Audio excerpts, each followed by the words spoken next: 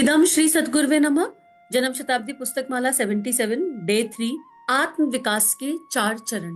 परम पूज्य गुरुदेव वंदे माँ की दिव्य ऊर्जा को अपने अंतस में अनुभव करेंगे, भावना करेंगे कि आशीर्वाद देते हुए परम पूज्य गुरुदेव वंदे माँ हमारे हृदय चक्र पर विराजित हैं और आज्ञा चक्र पर एक प्रकाश ज्योति, आज्ञा चक्र पर एक दिव्य प्रकाश ज्योति का अनुभव करेंगे, ताकि हमारा आज्ञा चक्र, हमारा जो ब्रेन है, जो विचारना है, वो शांत और स्थिर हो जाए और उस शांति और स्थिरता में हम उस गहराई में जा पाए जिस गहराई में परम पूज्य गुरुदेव हमें लेकर जाना चाहते हैं। गुरुदेव हमें आत्म विकास की ओर लेकर जाना चाहते हैं और आत्म विकास डायरेक्ट नहीं हो सकता। इस बारे में कल भी बात हुई। जैसे एक मनुष्य जन्म लेता है तो जन्म लेते ही बोल नहीं सकता, उसमें छोटे छोटे छोटे छोटे स्टेप्स हैं।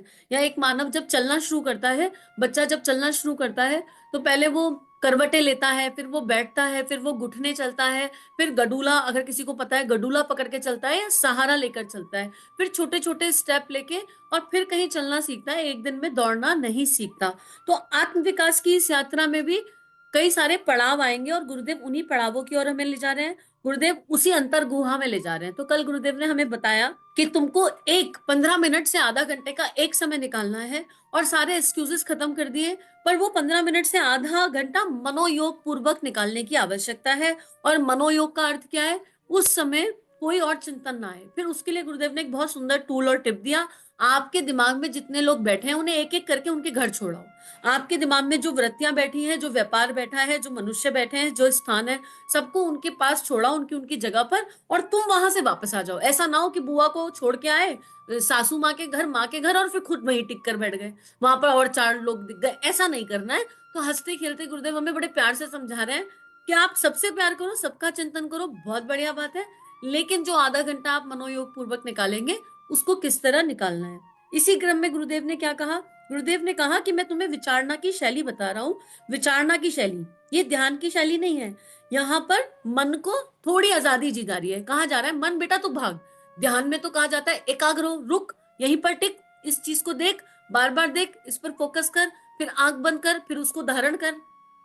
लेकिन गुरुदेव सरल रास्ते से ले जा रहे हैं, शुरुआती रास्ते से ले जा रहे हैं। और ध्यान की एक लाइनर परिभाषा, दो विचारों के बीच के गैप को पकड़ना, वो ध्यान है। जब वो पकड़ लो तो सांस की गति अपने आप गहरी और लंबी हो जाती है। इसी क्रम में गुरुदेव कह रहे हैं अब क्या करना है? चिंतन और मनन करना है। चिंतन का अर्थ क्या है? चिंतन का अर्थ है इंट्रोस्पेक्शन, समीक्षा, अपनी, किसी और की नहीं। इस यात्रा पर जो पहला शब्द है, जो इस पुस्तक का, इस प्रवचन का नाम है, वो ही आत्म विकास है। हमने अपना सारा जीवन दूसरों का चिंतन करते करते बिता दिया। तो हमें अपना बेसिक गुण पता है, हम सबको चिंतन करना आता है। अभी मैं आपके किसी एक रिश्तेदार का नाम ले लूं, 5 मिनट में आप उसकी पूरी थीसिस रख देंगे सामने अपने लिए। हाँ, उसके बारे में तुमको बहुत बढ़िया से पता है। और फिर उसका चिंतन इतना जोरदार, इतना जोरदार, और उस चिंतन में तारीफ कितनी! ये तो भैया प्रभु ही मालिक है उसका, तो है ना। तारीफ करना तो हमें आता ही नहीं है। आप लोगों के लिए नहीं कह रही हूँ, पर बहुत सारे लोगों के लिए कह रही हूँ। ठीक है, पता नहीं वो बहुत सारे लोग कौन है, कहीं तो है। तो ये क्या है? ये चिंतन है, लेकिन किसका है? ये समीक्षा है, ये इंट्रोस्पेक्शन है, पर किसका? मात्र अपना, किसी और का नहीं, एक पल के लिए भी नहीं। ये आधा घंटा जो आपने मनोयोग पूर्वक निकालना है, अपने लिए निकालना है। गुरुदेव कह रहे हैं चिंतन उसे कहते हैं जिसमें भूतकाल के लिए विचार किया जाता है कि हमारा भूतकाल किस तरीके से व्यतीत हुआ। अब भूतकाल का मतलब भूत नहीं है ना। भूतकाल का मतलब बीता हुआ समय। अगर आज हम 35 के हैं तो हम जब से जन्म लिए तब से लेकर आज तक का समय कैसे बीता। अगर आज आप पहली बार चिंतन करने बैठे हैं, अब एक बार में तो पूरा जीवन याद नहीं आएगा, लेकिन फिर भी इस समय में बीते हुए जीवन को देखना है। बीते हुए जीवन में क्या क्या घटनाएं घटित हुई, उनसे अटैच या डिटैच हुए बिना। कब कब हमको दुख हुआ, कब कब हमको सुख हुआ। क्या कोई ऐसा पल था जिस पल में हम एक्सट्रीम आनंद अनुभव कर रहे थे? फिर उसके कारणों को जानेंगे। गुरुदेव कहते हैं इसके बारे में आप समीक्षा कीजिए। आप अपनी समीक्षा तो नहीं कर पाते, लेकिन दूसरों की समीक्षा करना अच्छे तरह से जानते हैं। आप पड़ोसी की समीक्षा कर सकते हैं, अपनी बीवी के दोष निकाल सकते हैं, पति के दोष निकाल सकते हैं, बच्चों की नुक्ताचीनी कर सकते हैं, सारी दुनिया की गलती निकाल सकते हैं, यहाँ तक कि भगवान की गलती भी निकाल सकते हैं। कुछ नहीं तो भाग्य की गलती बता सकते हैं। कोई भी ऐसा नहीं जिसकी गलती आप ना बताते हो। लेकिन आप अपनी गलती अपने आप को कब बताएंगे? अपनी गलती पर तो आप विचार भी नहीं करते। अगर आप अपनी गलतियों पर विचार करना शुरू करें तो अपनी सुरक्षा तो स्वयं अपनी समीक्षा हो जाएगी। तो ढेरों की ढेरों ऐसी चीजें मालूम पड़ेंगी जो हमको नहीं करनी चाहिए थी। ढेरों ऐसी चीजें मालूम पड़ेंगी जिन कामों को हमने किया, जिन बातों को हमने अपनाया और जो अपनाने योग्य नहीं थे, हमें नहीं अपनाने चाहिए थे। यह विचार कभी आपको आता है क्या? नहीं, कभी नहीं आता, पर आज आ गया। कभी नहीं आता, पर आज आ गया। अब आपके जीवन का वो समय इमेजिन करिए जब आपको बहुत ज्यादा दुख अनुभव हुआ, किसी ने आपको बहुत जोर से डांट दिया या किसी ने आपका बहुत अपमान कर दिया और उस पल के लिए या आपको बहुत तकलीफ दे दी और उस पल के लिए आप उस आत्मा को आज तक दोषी ठहराते आए हैं। इन्होंने हमें अमुक अमुक काल में यानी बीते हुए समय में इतना तकलीफ दिया।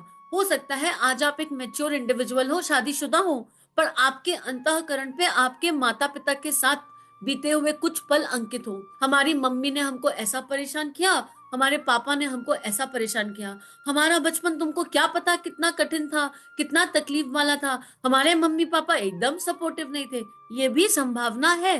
लेकिन क्या कभी हमने ये देखा, गुरुदेव यही कह रहे हैं, वो परिस्थितियों के निर्माता क्या हम नहीं थे? क्या उन परिस्थितियों के नियंत्रण करता क्या हम नहीं थे? क्या वो परिस्थिति केवल सामने वाले की वजह से आई? कोई मुझ पर गुस्सा क्यों करेगा? कोई मुझको तकलीफ क्यों देगा? कुछ तो मेरे माध्यम से ऐसा हुआ होगा कि सामने वाले को क्रोध आ गया। कुछ तो कहीं मैंने ऐसा किया होगा कि सामने वाला इरिटेट हो गया। कुछ तो जब माता पिता बच्चों पर गुस्सा करते हैं या बच्चों को समझाते हैं, कभी हमने एज अ पेरेंट या एज अ चाइल्ड सोचा कि वो ऐसा क्यों करते होंगे? क्योंकि वो केवल हमारा मंगल और हित चाहते हैं। उनके मंगल और हित की परिभाषा हमारे मंगल और हित से नहीं मिल रही और इसलिए क्लैश आ रहे हैं। फॉर एग्जाम्पल, एक 9th-12th का बच्चा कहता है मुझे कॉमर्स से पढ़ना है, माता पिता कहते हैं नहीं साइंस साइड से पढ़ना पड़ेगा। ये एक बहुत बड़ा युद्ध हो जाता है घर में। क्यों? माता पिता को क्या लगता है, उनका डीएनए ये कहता है कि साइंस साइड से पढ़ने से ही सफलता मिलेगी। क्योंकि उस समय जिस जिस इरा से माता पिता आ रहे हैं, उस इरा में डॉक्टर इंजीनियर यही सुना था। और डॉक्टर और इंजीनियर ये साइंस साइड के बिना बन नहीं सकते हैं, इसलिए साइंस से पढ़ो। लेकिन मूल में तो माता पिता संतान का हित ही चाह रहे हैं और संतान उनको ये समझा नहीं रही है, अपने इमोशंस नहीं रख रही है, बस गुस्सा हो जा रही है। आप मुझे कंट्रोल करने का प्रयास कर रहे हैं और फिर कहीं पे लोहा लेके बच्चे अपने की मन की कर लेते हैं और जो उन्हें पढ़ना है वो पढ़ लेते हैं। कहीं पर माता पिता का कहना मान लेते हैं, चाहे वो सुख से माने या दुख से माने, और जो माता पिता ने कहा वो पढ़ लेते हैं। लेकिन वो जो गांठ बनी वो कभी डिसॉल्व नहीं हो पाती। पढ़ तो साइंस से लिए, लेकिन आज 50 में 40 में 30 में भी कह रहे हैं हमारा तो कॉमर्स करने का मन था, मम्मी पापा के कारण हमने साइंस साइड से पढ़ लिया। और उसे कहते हुए एक दर्द अनुभव कर रहे हैं। ये एक बहुत सिंपलेस्ट एग्जाम्पल है, लेकिन जब हम अपने भूतकाल में जाएंगे तो हम पाएंगे कि कोई भी घटना घटित हो रही है ना हमारे आसपास, कोई सड़क पे चलता हुआ कोई हमें दुख तकलीफ देता है क्या? हम मार्केट गए, मार्केट में इतनी सारी भीड़ है, हर मोहल्ले में हर मार्केट के बड़े से एरिया में आपको 100-200 लोग मिल जाएंगे। हम मॉल जाते हैं, वहां पर इतने सारे लोग होते हैं, कोई अनजाने हमको कुछ कहता है क्या? वो अपने रास्ते, हम अपने रास्ते। फिर ये कुछ ही लोगों के साथ हमारी उठापटक क्यों मचती है? कहीं तो कुछ हमने भी किया होगा। देखो, हम हमेशा ये चाहते हैं कि पूरा संसार हमारी भावनाओं को समझे, बस। ये जो एक आशा है ना, कोई हमें समझता नहीं है, कोई हमें समझता ही नहीं है, समझना ही नहीं चाहते। हमने कितनों को समझ लिया? अगर हम ये चाहते हैं कि पूरा संसार हमारी इमोशंस को समझे, हमारे फीलिंग्स को समझे, तो क्या हर इंडिविजुअल ये नहीं चाहता इस संसार में कि मेरी फीलिंग्स को समझा जाए? हर इंडिविजुअल ये चाह रहा है कि मेरी फीलिंग को समझा जाए। कोई ये नहीं सोच रहा कि मैं भी सामने वाले की फीलिंग समझ लूं, मैं भी सामने वाले की चप्पल जूते में पांव रखकर देख लूं, चप्पल में पांव रखकर देख लूं। परम पूज्य गुरुदेव कह रहे हैं अब तुम दूसरों के जूते चप्पल से पांव निकालो और अपनी चप्पल में रखकर देखो। तुम अब तक दूसरों की चप्पल जूते में पांव रख के बैठे हो और अपनी धारणाओं के हिसाब से उनके बिहेवियर को एनालिसिस कर रहे हो और अपनी धारणाओं और अपने हर्ट इमोशंस के हिसाब से। अब तुम अपनी चप्पल में पांव डालो और उस परिस्थिति को अपने दिमाग में फिर से रिपीट करो और ये देखो हमने क्या क्या किया। कुछ तो हमसे भी हुआ होगा जो ना होने योग्य था, निश्चित हुआ होगा, हमने देखा नहीं। अब गुरुदेव इसी क्रम में कह रहे हैं, जब हम ये देख लेंगे कि हमसे क्या भूल हुई, तो हमारे मन की बनावट बदल जाएगी। हमारे मन में तुरंत पश्चाताप की भावनाएं आ जाएंगी। हमें लगेगा अरे अरे अरे अरे, हमसे भी तो गलती हुई थी, हमको तो समझा ही नहीं। गुरुदेव कह रहे हैं, मित्रों, मन की बनावट ही कुछ ऐसी है, अपना जो कुछ है सो अच्छा है। हमेशा मन में यही बात बनी रहती है कि अपना स्वभाव भी अच्छा है, अपना स्वभाव भी अच्छा है, अपनी आदतें भी अच्छी हैं, अपना विचार भी अच्छा है, अपना सब कुछ अच्छा है, और बाहर वालों का सब कुछ गलत। एक कहावत याद आ जाती है, दुनिया में 1.5 अकल, एक मेरे पास, आधी में सारी दुनिया। ये कहावत बचपन से सुनते आ रहे हैं, और अब ये बिल्कुल रिलेट हो रही है। हम सारे इसी तरह चलते हैं कि 1.5 ही अकल है। नहीं, भगवान के पास ना 1.5 अकल नहीं है, भगवान के पास बहुत बड़ी अकल है। हम अपनी अकल से देखेंगे तो दुनिया में 1.5 ही अकल रह जाएगी, और उसमें से एक पर हमारा अधिकार होगा। और हम अपनी अकल से कहेंगे, हम तो पता है सब कुछ अच्छा ही करते हैं, पता नहीं क्या ही करे, बस कितना तो कर लिया, पता नहीं सामने वाले की प्रॉब्लम क्या है, हम तो मतलब पता नहीं, मतलब बस पता नहीं, और साथ में ये भी कहेंगे पता नहीं। अब जब बार बार ये कह रहे हैं पता नहीं पता नहीं पता नहीं, तो अकल है कहाँ? फिर पता करो ना। हम खुद ही अपने अपनी अक्षमता को बोलते हैं, पता नहीं क्या हो जाता है, पता नहीं, हम तो अपनी तरफ से सब अच्छा करते हैं, पता नहीं। तो फिर अब पता करने का समय आ गया कि हमसे गड़बड़ क्या हुई। हमें पता इसलिए नहीं होता क्योंकि हम अपनी समीक्षा नहीं कर रहे होते। हम ये सोच रहे होते कि सामने वाले ने जो किया वो क्यों क्यों किया, और हम ये धारणा करके बैठे हैं हमने तो सब बढ़िया ही किया था, हमारा तो आदत भी अच्छी थी, विचार भी अच्छा था, व्यवहार भी अच्छा है, हम तो देखो कितना बढ़िया सब कुछ करते हैं। ये पक्की पक्की धारणा मन में बैठ गई है, और इतना इतना कॉन्फिडेंट है हम अपने अच्छे व्यवहार के प्रति कि हम देखना ही नहीं चाह रहे। हो सकता है कि आपका व्यवहार बहुत अच्छा हो, लेकिन सामने वाले को वो व्यवहार ना चाहिए हो, ये भी तो संभावना है। हमने सामने वाले के अनुरूप उसे नहीं दिया। अब अगर मेरा बच्चा कहे, मम्मी मुझे बहुत भूख लगी है, बहुत भूख लगी है, कल मेरे लिए कुछ स्पेशल बनाओ। हाँ बेटा, क्या स्पेशल बनाऊं? बहुत बार ये बात बोलती हूँ, मम्मी छोले भटूरे बनाओ। और मैं अगले दिन कहूँ, हाँ बेटा तेरे को स्पेशल बना के दूंगी। और मैं अगले दिन उठूं और इडली सांभर और पाव भाजी बनाऊं, और साथ में गाजर का हलवा भी बनाऊं, और साथ में 2 चीज और बना दूं, और कहूँ बेटा, और वो तो छोले भटूरे के एक्सपेक्टेशन से आ रहा है, लौट कर आए और आके देखे इतना सारा बना हुआ है, और सबसे पूछे छोले भटूरे कहाँ है, और मैं कहूँ लो तुम्हारे लिए तो कुछ भी कर लो, कमी पड़ता है, ये तुमको इतना सारा रखा हुआ दिख नहीं रहा है। और वो कहे, हैं, मैंने तो इनसे छोले भटूरे मांगे थे, मैंने इनसे कब कहा कि तुम इडली सांभर भी बनाओ, पाव भाजी भी बनाओ, गाजर का हलवा भी बनाओ, सूजी का हलवा भी बनाओ, केक भी बनाओ? मैंने कब कहा? I was just looking for simple छोला भटूरा। और ये होता है, उस समय बच्चे का इमोशन एड्रेस नहीं होगा, और आप हर्ट हो जाओगे, हमने तो सब परफेक्ट किया। आपने परफेक्ट तो किया, आपने सामने वाले की भावना को जानकर समझ कर नहीं किया। और ये बहुत होता है रिलेशनशिप में। फॉर एग्जाम्पल, मैं मार्केट गई, मुझे एक 500 रुपए की चीज पसंद आ गई। मैंने अपनी साथी आत्मा से कहा, भाई ये मुझे बहुत पसंद आ रहा है, मैं ले लूं। साथी आत्मा ने कहा, तुमको ना तो कुछ भी चिल्लड़ चीजें समझ में आ जाती है, कोई आवश्यकता नहीं है इसको लेने की 500 रुपए की। हमने कहा, नहीं मुझे बहुत अच्छा लग रहा है, मैं ले लूं। नहीं, कोई आवश्यकता नहीं है, रुपए पैसे की कमी नहीं है, बस नहीं लेना है क्योंकि साथी आत्मा को पसंद नहीं आ रहा। चलो कोई बात नहीं, अब मन महसूस के रह गए, चलो ठीक है, नहीं दिलाया। अब अगले दिन हमारी साथी आत्मा हमारे लिए 5,000 का कोई गिफ्ट लिया है, ये देखो ये मुझे बहुत पसंद आ रहा था, मैं तुम्हारे लिए ले आया। और हम पलट के मुंह बना दें, कल 500 का तो दिलाया नहीं, किसने कहा था 5,000 का लाने के लिए? और वो कहे, मैंने तो अपने से बहुत ही बढ़िया किया।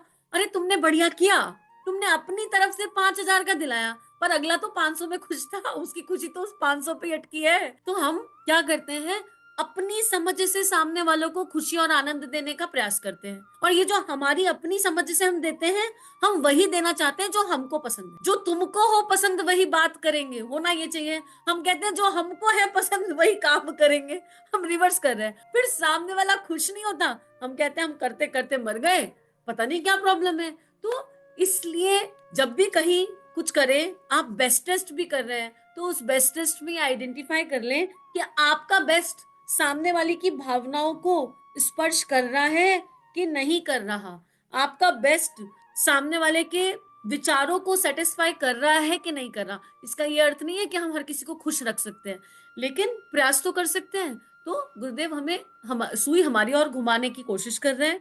तो हम अब एक बार बीते हुए कल में चले जाएं, अगला स्वाध्याय कल करेंगे, उसके पहले हम बीते हुए कल में चले जाएं और देख लें, और इसी इसी फिलॉसफी के आधार पर देख लें, तो 4-5 चीजें तो अभी मिल जाएंगी जहां लगेगा अच्छा ये गड़बड़ हुई थी, अच्छा वो गड़बड़ हुई थी। गड़बड़ को ठीक कैसे करना है इसके बारे में बाद में बात करेंगे, पर आज के लिए इतना ही। तब मुस्कुरा रहे हैं, पता है, तो मुस्कुराते मुस्कुराते इन भावनाओं को विश्वव्यापी बना दिया आपने, उसके लिए भी बहुत बहुत आभार। इदम श्री सद्गुरुवे नमः। जय हिंद। अगर ये वीडियो आपकी लाइफ में बदलाव ला रहे हैं, ये भावनाएं आपके अंतःकरण को स्पर्श कर रही हैं और आपके जीवन में परिवर्तन आ रहा है, तो इन वीडियोस को विश्वव्यापी बना दीजिए। चैनल को लाइक कीजिए, सब्सक्राइब कीजिए और इस कंटेंट को जहाँ जहाँ तक पहुँचा सकते हैं पहुँचा दीजिए, ताकि दिव्य विश्व वसुंधरा जागृत हो सके, ऋषियों की और संतों की लेखनी सभी के अंतःकरण बदल सके। जय हिंद, जय भारत।